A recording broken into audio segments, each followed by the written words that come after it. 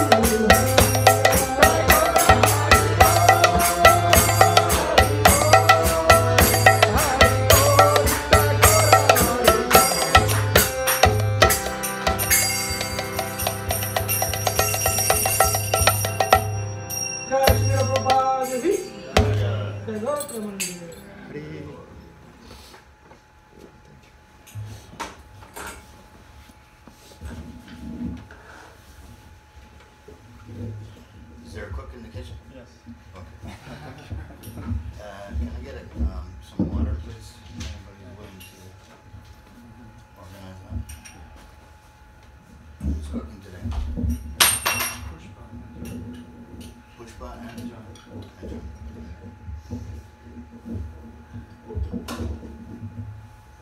Can we put the lights on or no? Oh, just it's too dark way in the back there. I can't see the people.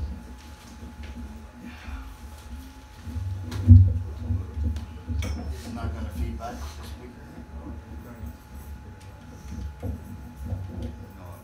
There we go. Yeah, a little bit up. Thank you.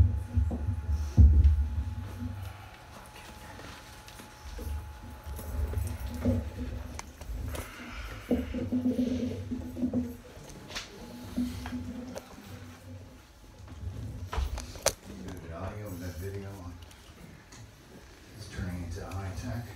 Just like the subject matter I chose to speak about today. How coincidental. Do you believe in coincidences? Isn't it interesting how a medical report came out in the Lancet? I guess that's in New England in the U.S., but we absolutely need to cut down 90% on our intake of meat.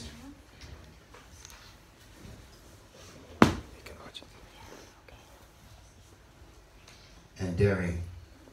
Now, of course, I don't necessarily agree with the dairy part, but because I'm not a vegan. But, gee, what a shock. I've known that since 1972. And here I sit, waiting for the good news, and here it comes. See? Patience, patience, just be patient. Sooner or later, it will occur. So that's, I know it's coming as a big shock to the meat industry. God bless them all. But, you know, it's funny, I was driving here and on the corner at a red light, it stopped and it said, it was a Christian thing with Mary, with baby Jesus, and it said,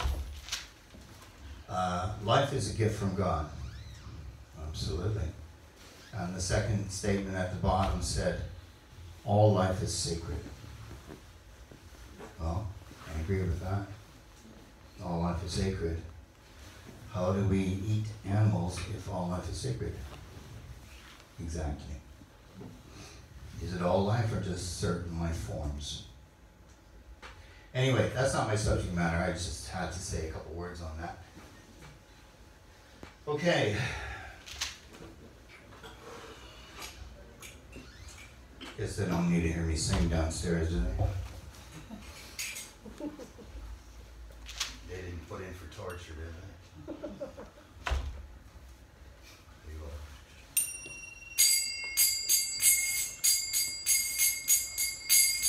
Jaya Radha Madhava Kunja Vihari Jaya Radha Madhava Kunja Vihari Jaya Radha Madhava Kunja Vihari Jaya Radha Madhava Kunja Vihari Gopi Jana Vallabha Givaradhari Jaya Gopi Jana Vallabha Givaradhari Jaya Gopi Jana Vallabha Givaradhari Jaya Gopi Jana Vallabha Givaradhari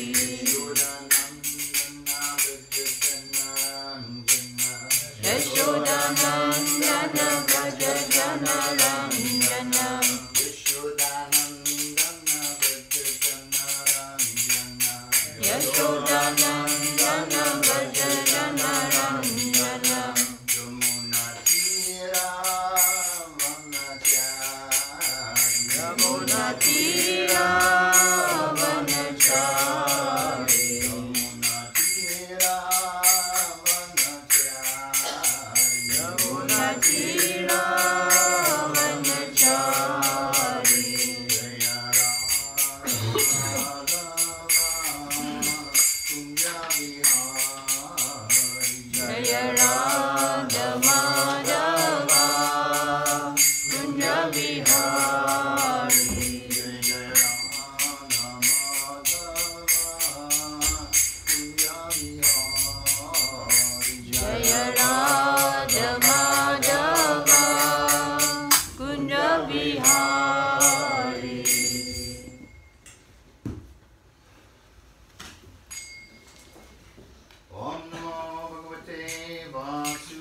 Vasudevaya. Om Namo Bhagavate Vasudevaya. Om Namo Bhagavate Vasudevaya. Om Namo Bhagavate Vasudevaya. Om Namo Bhagavate Vasudevaya. Om Namo Bhagavate Vasudevaya. Does anybody have a tissue by any chance? Sorry to ask you that, but I'm just getting over a cold. Like everybody else in Dublin, right? We're all getting over the cold. Or some such thing. Wonderful. Okay, thank you. Coming from all directions. Ask, ye shall receive.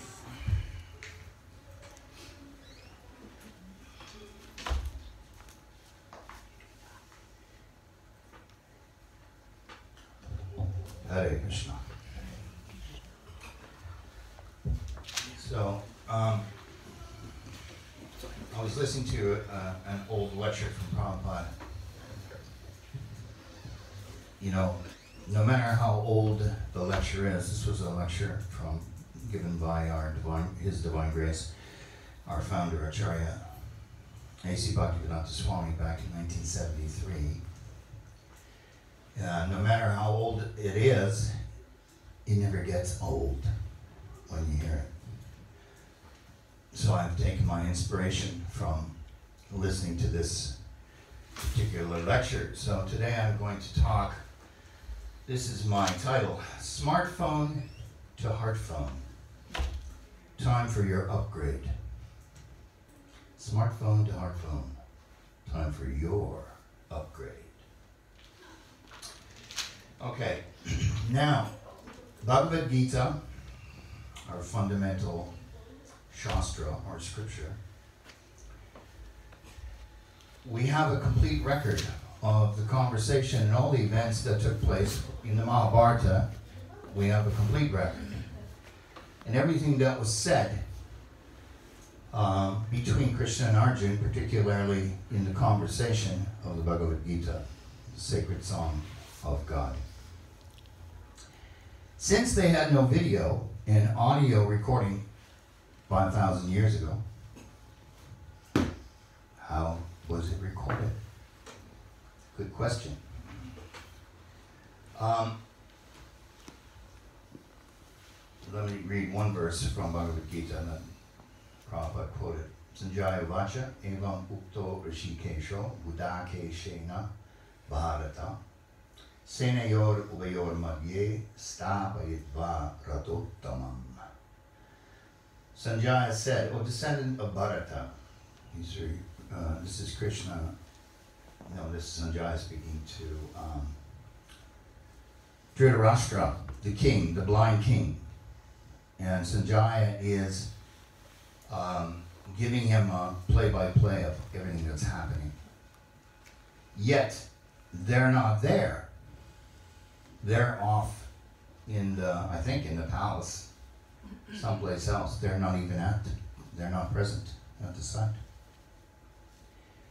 So Sanjaya, speaking to Dhritarashtra, said, having thus been addressed by Arjuna, Lord Krishna drew up the fine chariot in the midst of the armies of both parties. Krishna was driving, Arjuna was the warrior, prince, just before the battle. And he drew the chariot between the two armies to see who had come to fight. Sanjaya related all the dialogue and events to the blind Dhritarashtra. How could he do this? There was no audio or video recording. He was gifted by Vyasadeva, who is the incarnation of God, who wrote down the Vedas, Vedavyas. With what? With Divya Chakshus,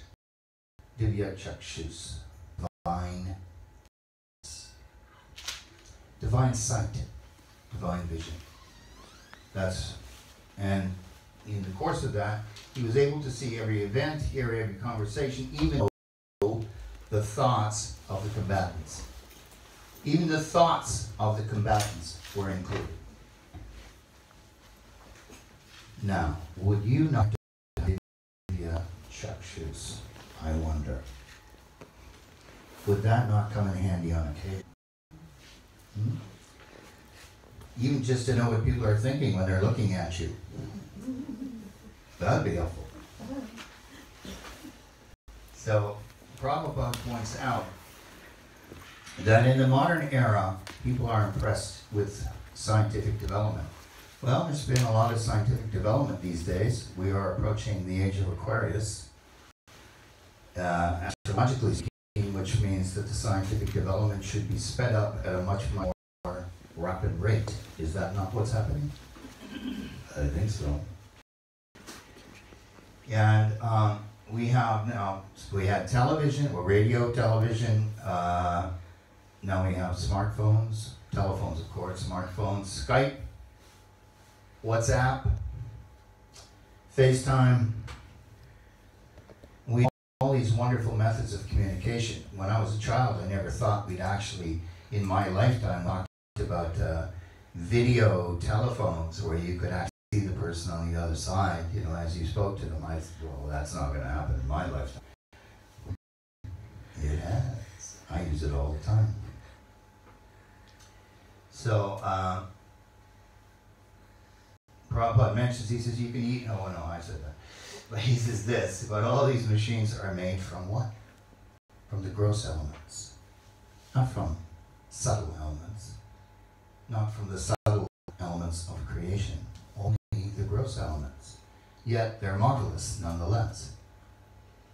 By nature, most science and scientists in the modern age are very materialistic, atheistic. They don't really believe in something they can't see or measure. That's generally the direction it's going in. And they laugh at people who have faith and who believe in things such as spirits, the fairies. Oh, they're there. I know they are. What to speak of gods, demigods, angels, archangels, higher beings.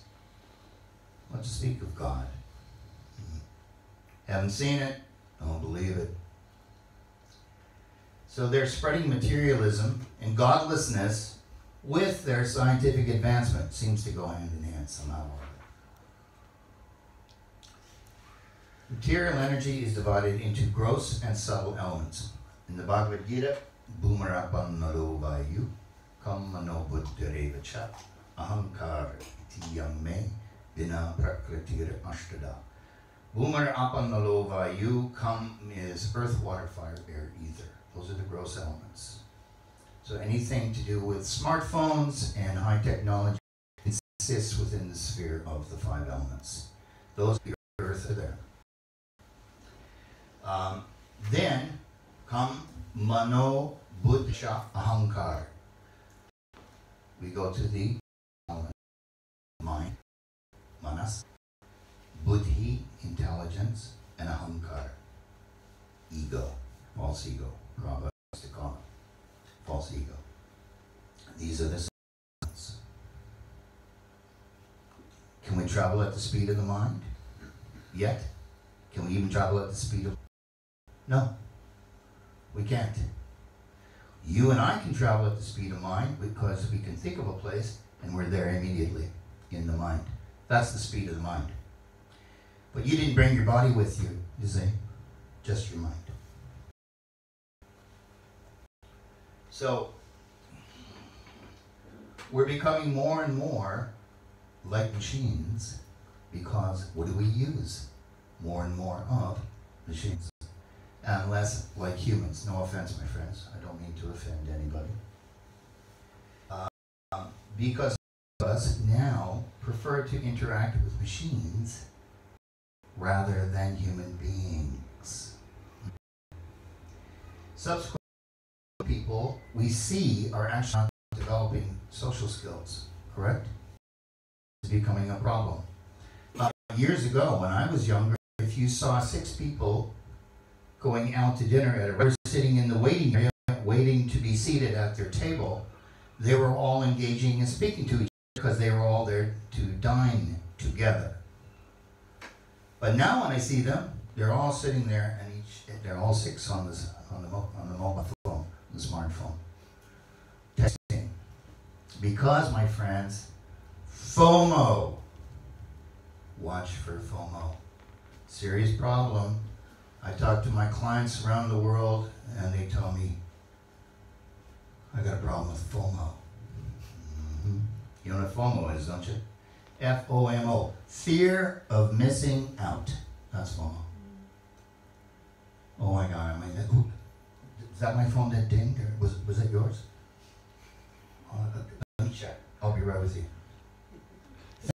Oh, I might have missed something. You get addicted to this dings and bings and bongs and bangs and what's that anyway? That's what's happening.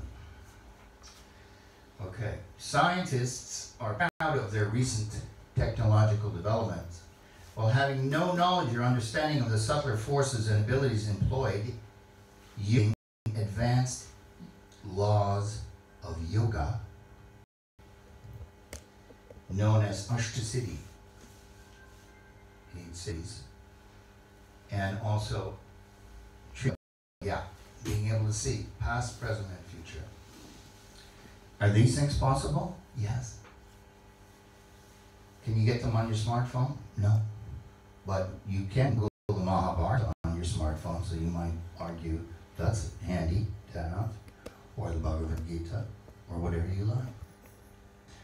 But you cannot get these higher realms or levels or abilities of perception with all the technology, no matter how advanced it is.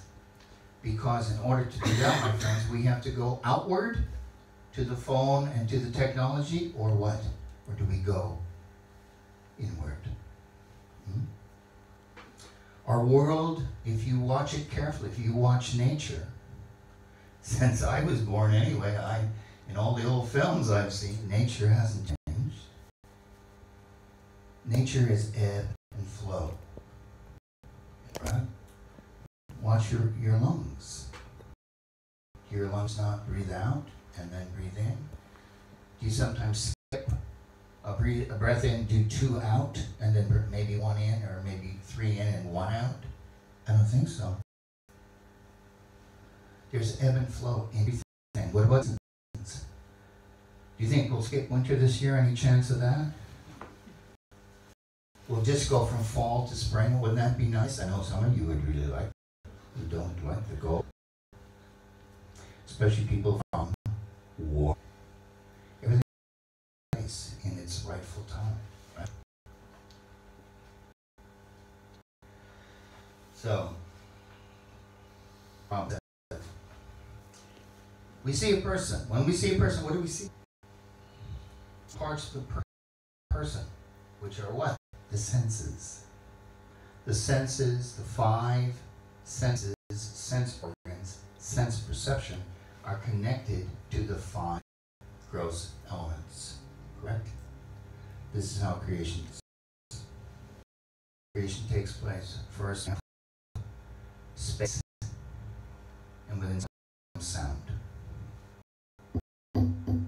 Sir, air. Can you see space? Can you see air? No. Then we get air, and we get what? Touch. Touch. If the wind blows and touches you on your face, can you feel it? Can you see the wind? No, it could be knocking you over and you still can't see it. Down, fire. Fire has 4. Can you see fire? Yes, you can. But it dances. It's like, now you see it, now you don't. Does fire have sound? Does wind have sound in it? From ether? From space? Yes. Sound. Because once they're established, they come together. Fire have sound in it? Yeah. Now we come down from fire to water. And water is which element? Which sense perception? Taste. Now we have taste. Does water have sound? Can you see water? Does the ship form and shape. Right. And it has taste. These are like, and then we're down to the last one, earth. Earth has all of these things and adds one more. And what is it? Smell. So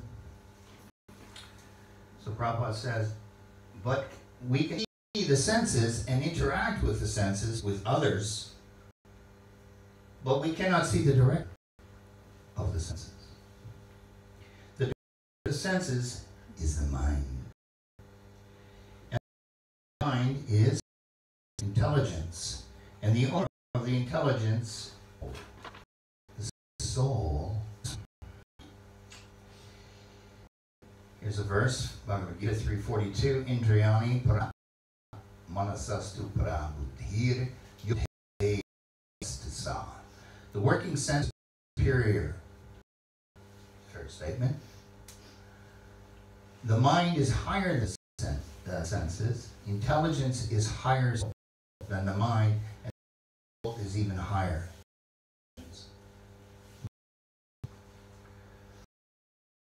Where are we going with all this? Why is he structuring it like this? We're getting to where does these in one's body there is an atma, the soul in Sanskrit. But there's also a parama atma or paramatma, the supreme soul, super soul. It is God inside. God permeates and penetrates not only every being, including mammals and us and plants, penetrates every atom of everything. He's everywhere. But we'll forget about the creation for a minute and focus on the super souls, Atma and Paramatma, both. And we are told repeatedly in the Vedas and the Bhagavad Gita that God resides where? Which part of the body does the super soul reside in? In the heart. Why not in the head? Good question. Why not in the elbow? Why not in the toe? In the You could dissect the heart. Can you see him? No, you can't. Gross. He's made out of spirit. Spirit. Tattva. Pure spirit. You'd have to have the eyes. So, we have to, Prabhupada says, we have to reach the platform where we can talk with Rishikesh, who is Paramatma. That was in the verse that I read at the beginning. So Krishna is called Rishikesh, the master. Isha is the master, and Rishika are the senses. We've been talking about the senses. Who is the ultimate master of the senses? Rishikesh, God, Krishna. So we have to get to the place where we can communicate with the master of the senses. We have to reach the place where we can talk with Super Soul in the heart. That's your upgrade from smartphone to hard phone. That is officially your upgrade. Okay? I don't know if it's, this one you do not have to pay extra money for. This one comes automatically as free of charge. It's available to you. You don't have to renew your contract. That's the good news. All right? So how can, he says, the more you become purified, the more easily you can talk with the Super Soul or God heart. You must become purified. You must raise your vibration. We are all vibrating at a certain level of vibration. We can't see it. We could if we got down on the atomic or molecular level, but we're all vibrating, right? So as we raise our consciousness and our awareness, our vibration raises up. It actually goes a lot faster. You know, there are sounds, as we know in the audio spectrum, that animals can hear, that we cannot hear. High ones and also very, very low ones, correct? That's proven in science. So as we raise our vibration and we become more pure as living beings, more loving, more kind, more generous, more honest, less self-interested. As we develop a relationship with God, that's how we do it. So Prabhupada says, how do you become purified? Well, purified means no longer being influenced by the modes of nature. Sattva, tamas, and rajas. And he calls Arjuna in this verse, he refers to him as Gudakesha. And Gudaka means either darkness or sleep. And he says he's the Isha of that.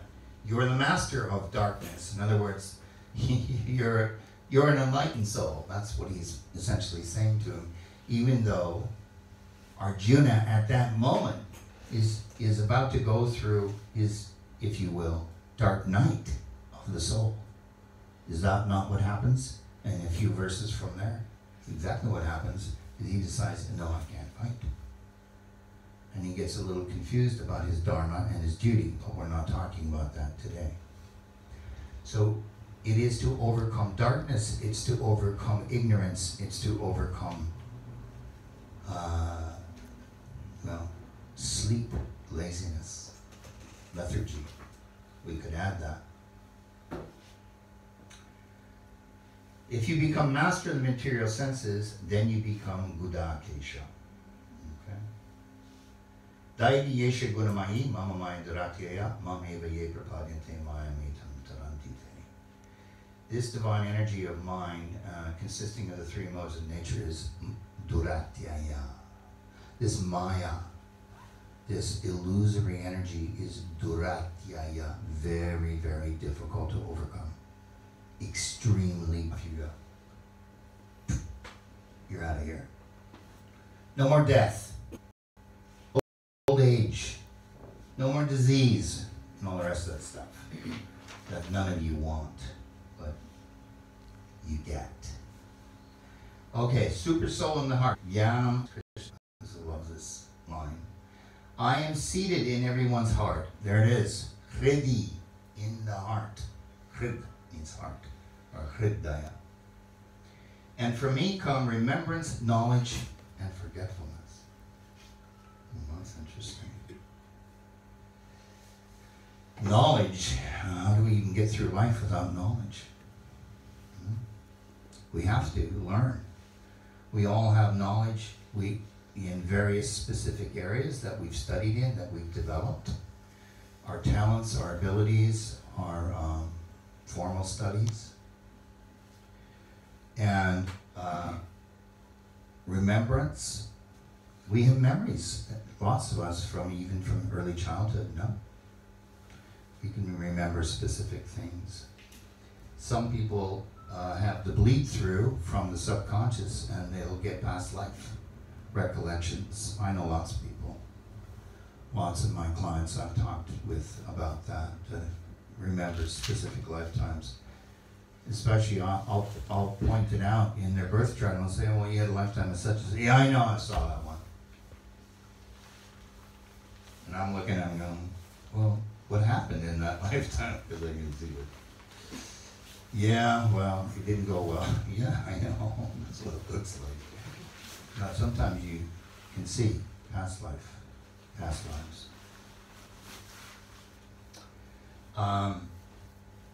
For me come remembrance, knowledge, forgetfulness. Sometimes we want to conveniently forget, right? Especially if there's guilt attached to it. Okay, this never happened, did it? I don't recall. Or you get accused of something, you get confronted. What you said? Oh, I don't recall that. I don't think the conversation went that way at all, did it? You know, hang on, let me get my phone, I'll play it back for you.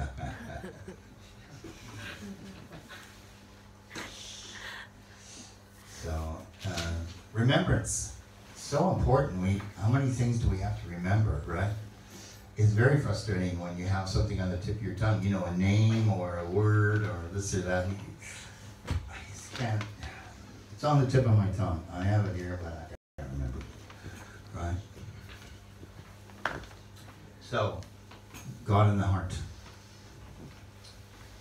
Ishvara sarvabhutanam hrideshe arjuna tishtati. The Supreme Lord is situated in everyone's heart, O Arjuna. Again, it's said in a different place. Now, if you are not conversing directly with God in the heart, you are not speaking to God in the heart, even occasionally, what are we talking about here? If we're not yet on that level, what are we talking about? Do we first perceive that, my friends? What is the meaning of that? Is it not our conscience? It's our conscience. Conscience is God in the heart. You hear words yet, by the way, yet. You may not hear God speaking to you yet, but you will perceive through your feeling, your gut. Some people call it the gut feeling, the intuition. Your intuition will tell you. Correct? Do I have to tell you, when you stand up to leave, don't walk over to somebody else and hit them with your fist? Must I point that out? Yeah, I know you're looking at me like I'm weird or something. No, I don't have to, because your conscience has already sorted that out for you long ago. Correct? I know it's a silly example, but it's effective. I don't have to tell you all kinds of things that we, especially in a civilized society, might be different in the jungle. In a civilized society, we take a lot of things for granted. We have expectations of behavior and space. You know, everybody has their space, and you don't impinge upon that. Even when we're in crowds. We're aware of that. So that's what we use. We use our conscience, our intuition, to begin with.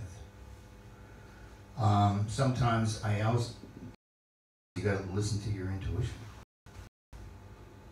And sometimes they say, well, no, it was wrong. No, it wasn't. If you're too attached to the desire that the thing that you're trying to get, are they calling me again? Could you tell them to just call me later, thanks? If, what was I saying? They said, no, I listened to my intuition, and it was wrong. When you have a burning desire, I just want this to happen, that will override your intuition in many cases. When you tune into your intuition and you're not used to doing it, then I recommend that you go to a quiet instead of close your eyes, clear your mind and all of your feelings. We don't want any emotion involved, pro or con.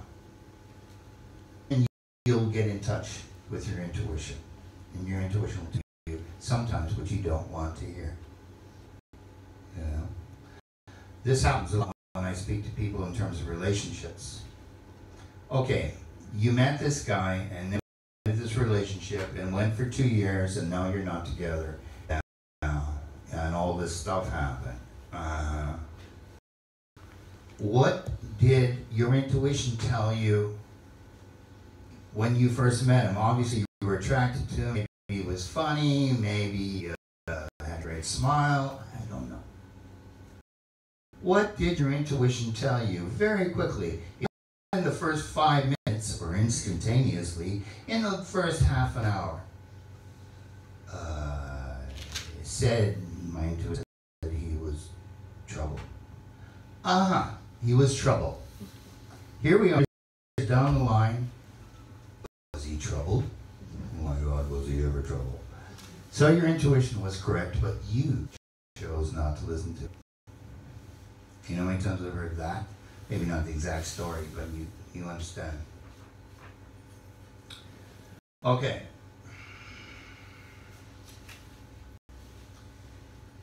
Now let's take another example.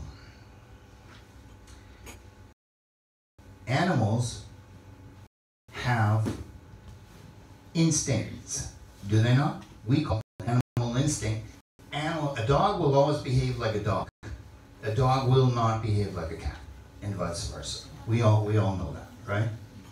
So that's an instinctual behavior based on the kind of nature, the kind of body and nature comes with that body, as we know. Humans, we've got more or less a blank canvas.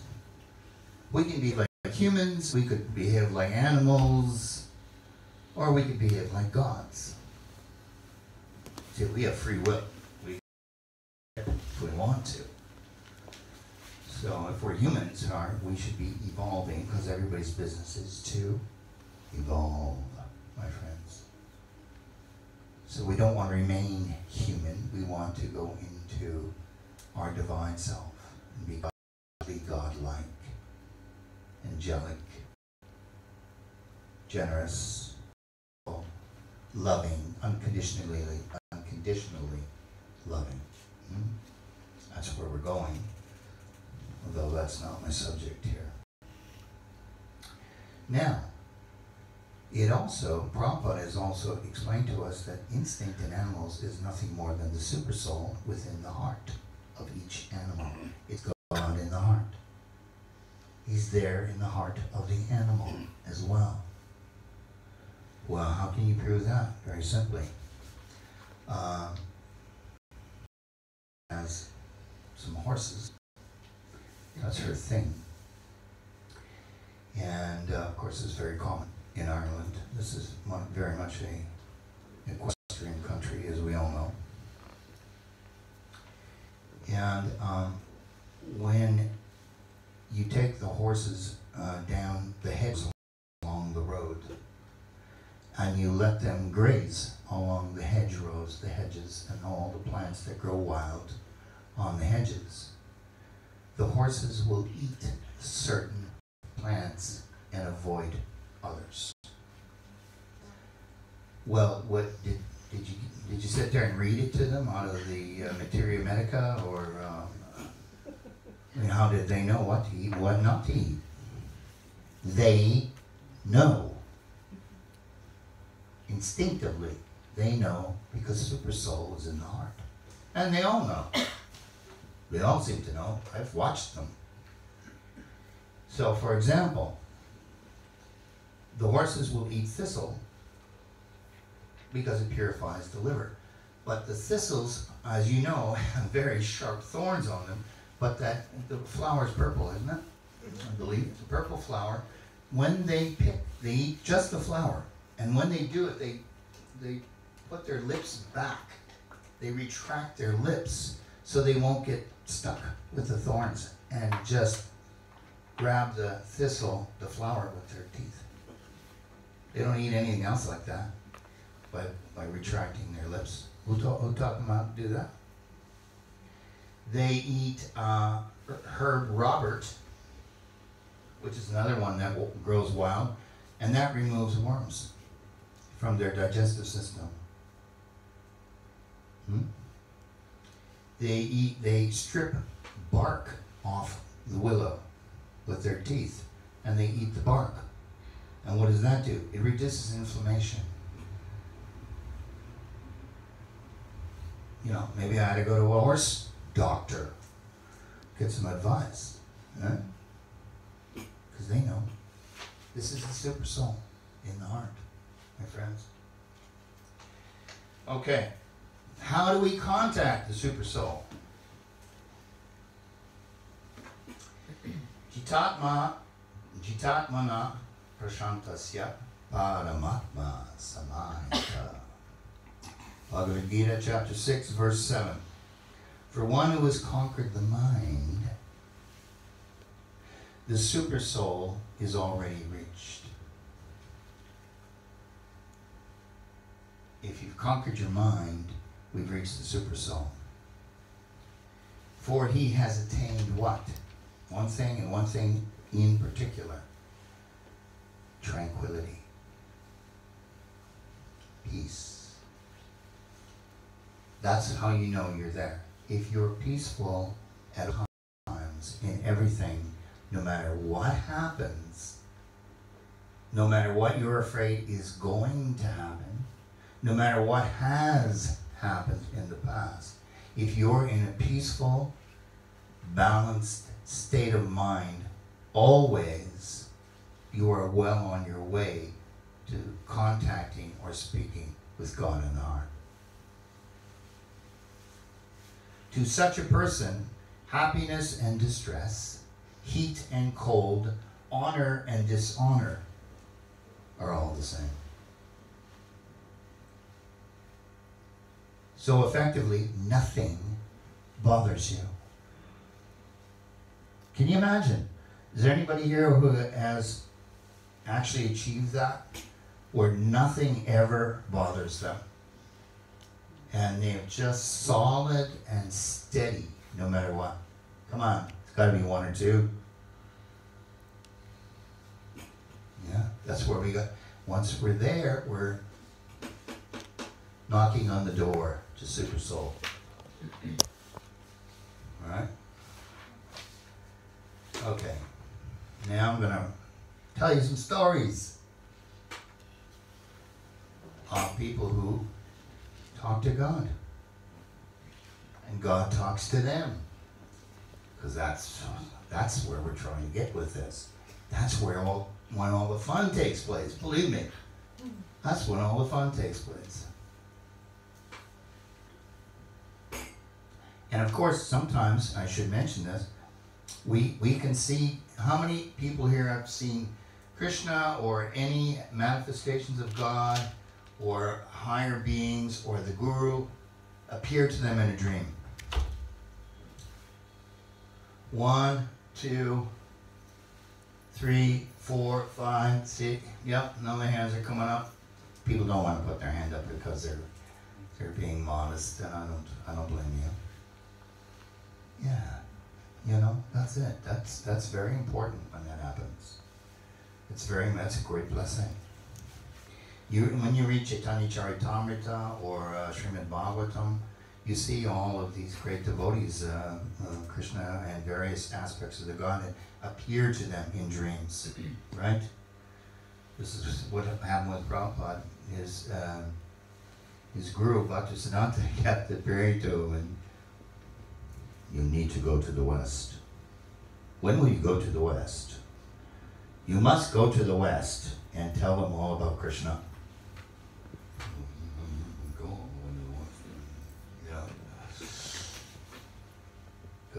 He didn't want to do it.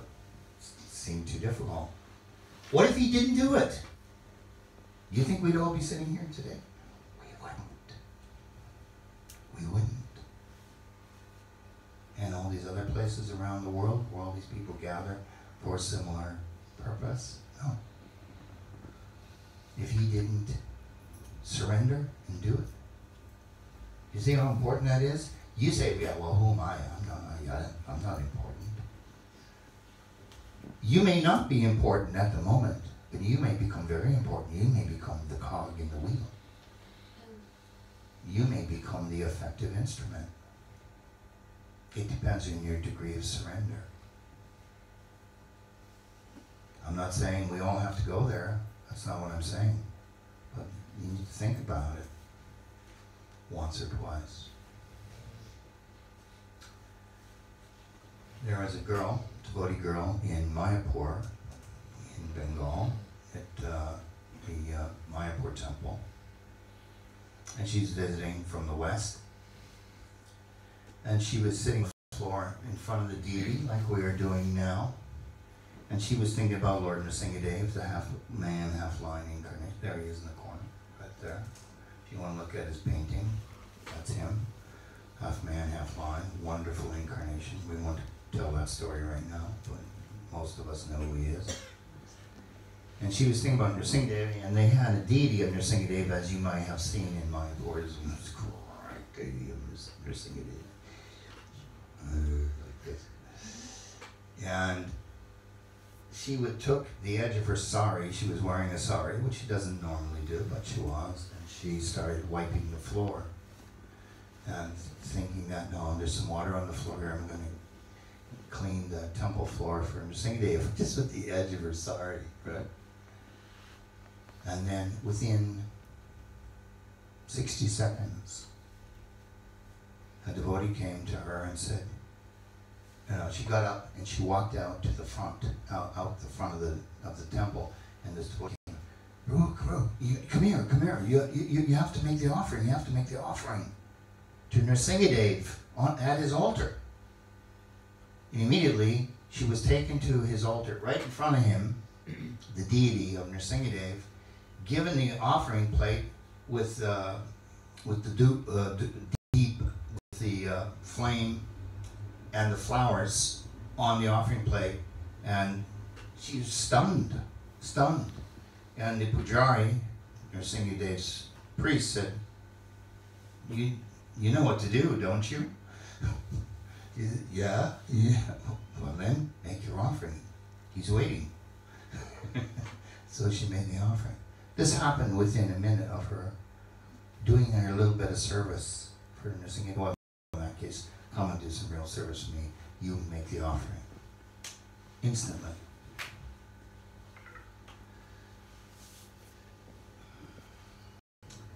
Here's another one on Nrsingadev. This actually happened to the same woman. But not in India, here, near here. Nrsingadev appeared to her in her mind, not physically in front of her, but in her meditation, in her mind, and said, he asked for some bananas. He said, I would like some bananas, please. Smiling. And in her meditation, which you can do, you can offer whatever you want to God in your meditation. It is as effective as any physical offering. You go to the store, buy bananas, bring the bananas, you can make your offering, fine.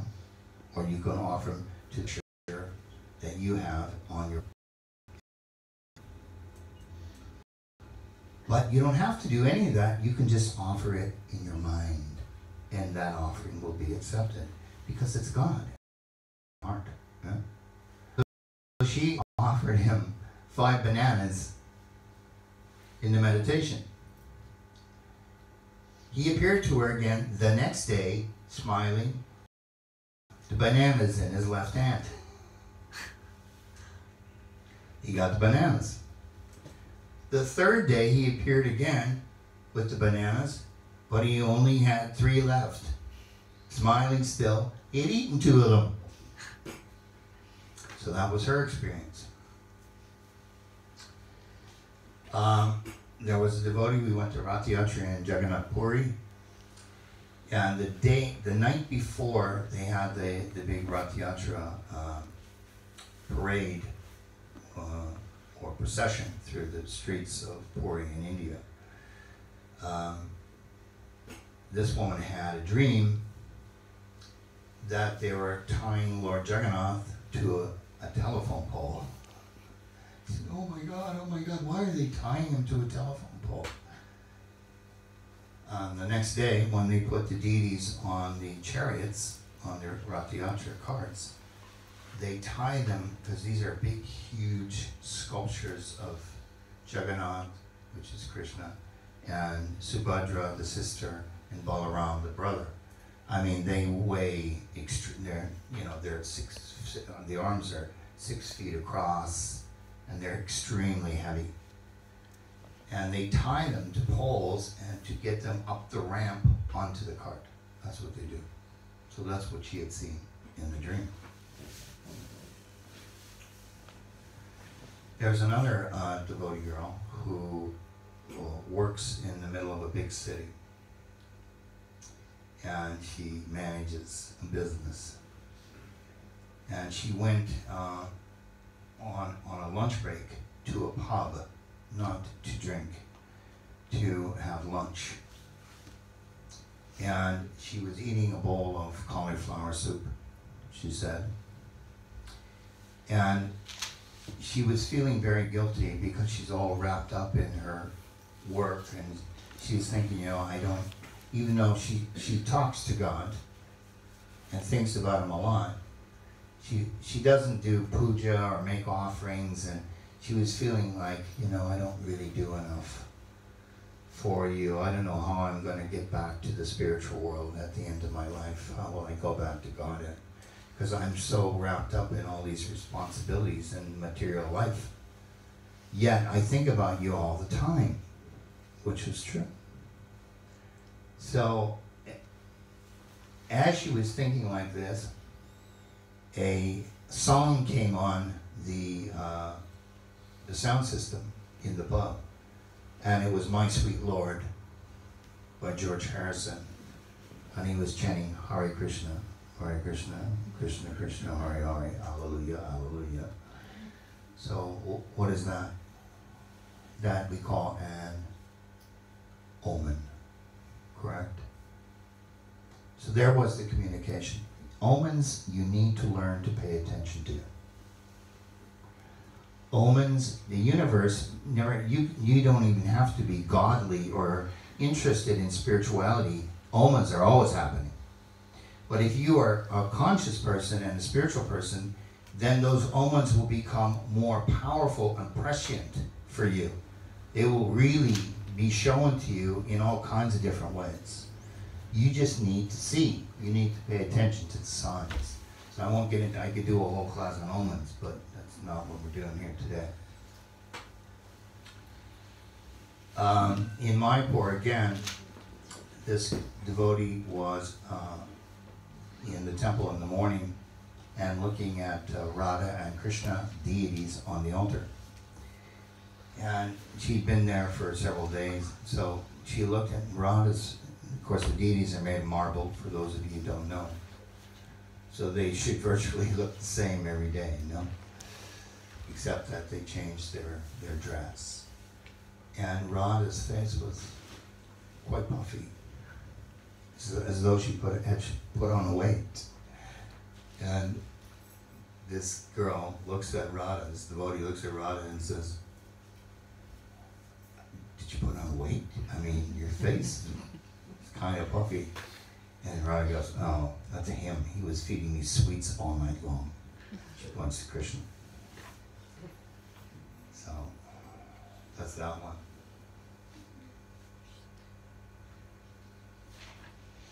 Okay. There's a couple more, but maybe I should wrap up. No, I'll tell you this one.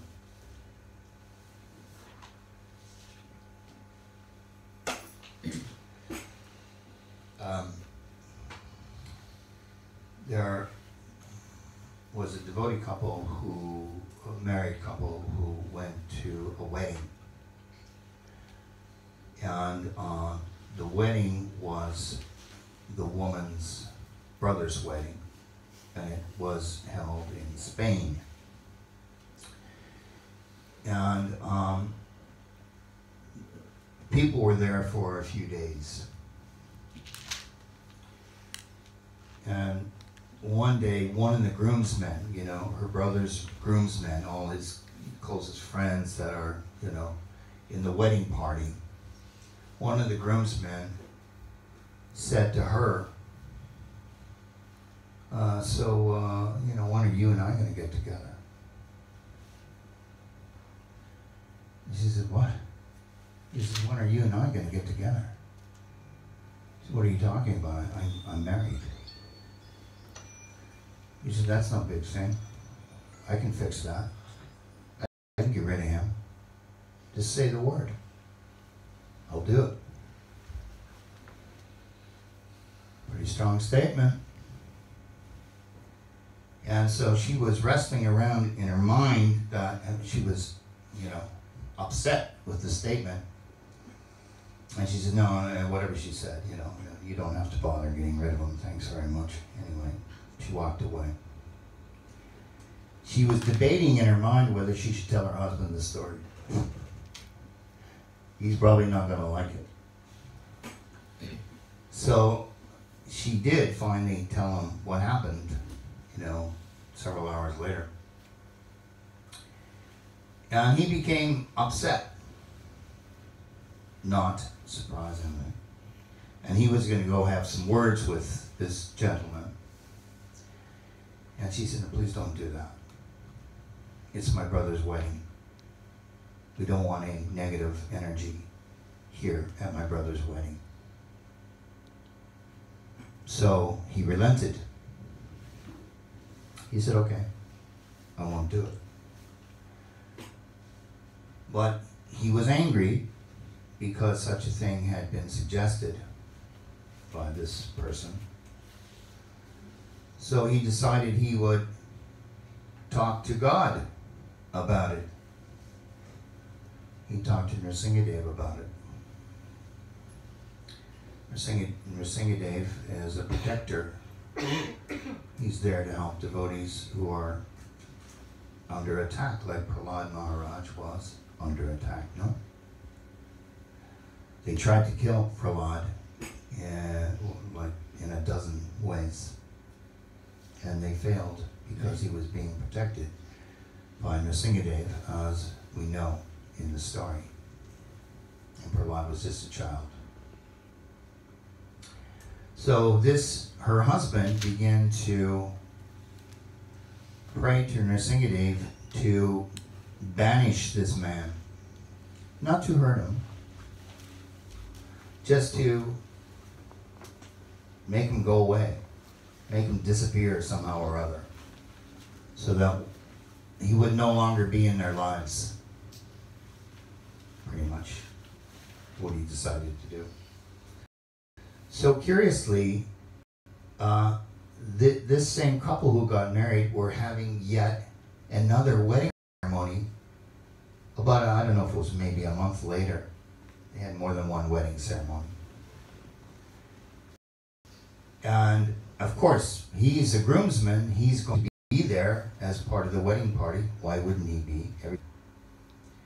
And then the devotee couple went there to attend. And this guy was not there.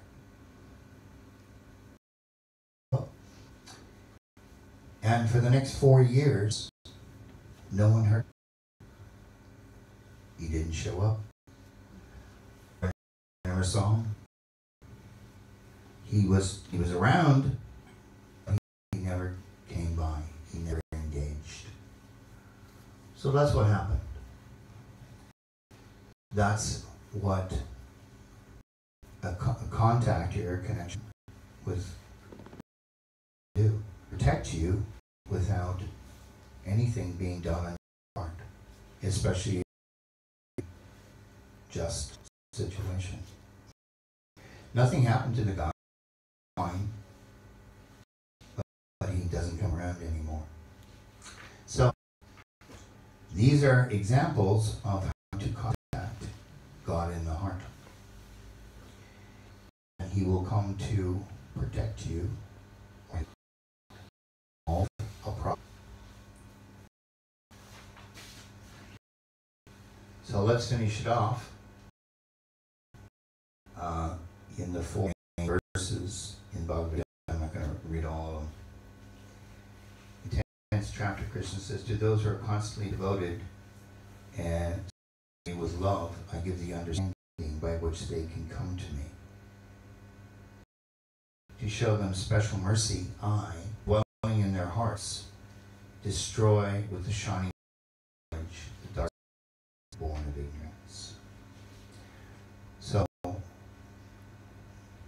we don't need, well, not that we don't need a smartphone, much level at which we can communicate, and that is through the heart, to the Paramatma, to the Super Soul. It's available for everybody. So we encourage you to go over your mind, chant Hare Krishna, to spiritualize you, to offer your actions to God, God's pleasure. Why? Because then they will not produce reaction. They will produce no further karma. To offer all food to God before you eat. That too means it will produce no karma. When you're karma free, you get off the wheel of repeat birth and death. All right. Hare Krishna. Any questions? Questions, comments?